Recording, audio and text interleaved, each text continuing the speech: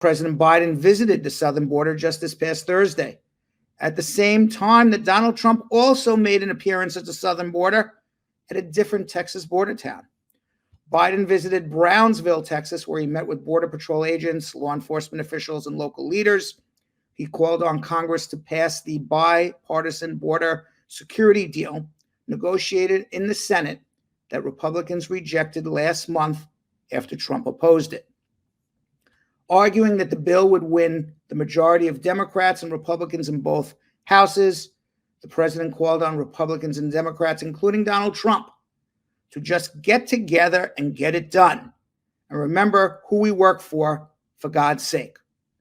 Meanwhile, Donald Trump, the frontrunner for the Republican nomination, he was in Eagle Pass, Texas, which is a little more than 300 miles from where President Biden was, in Brownsville. Trump met with Texas officials, including Governor Greg Abbott, that governor who signed Texas SB 4 that we just discussed, which allows states to enforce immigration laws.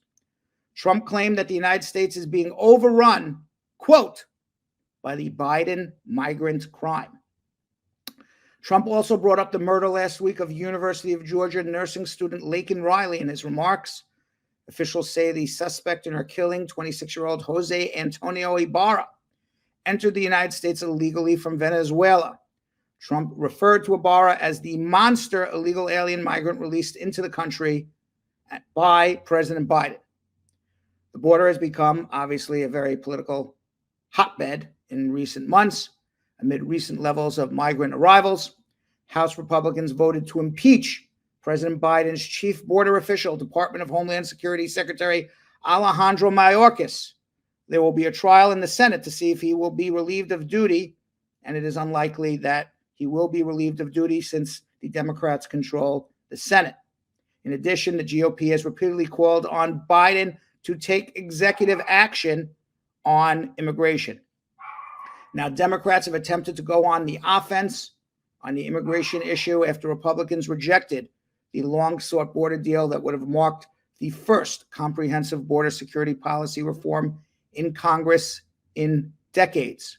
Not 10 years, not 20 years, but the last time they passed a bill of this monumental consequence was when President Bill Clinton was in office in 1996.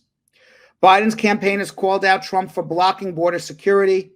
The visit came ahead of Biden's State of the Union address on March 7th, and as the White House has been weighing whether to severely restrict access to the U.S. asylum system. The visit marked Biden's first to the southern border since a trip to El Paso in January 2023.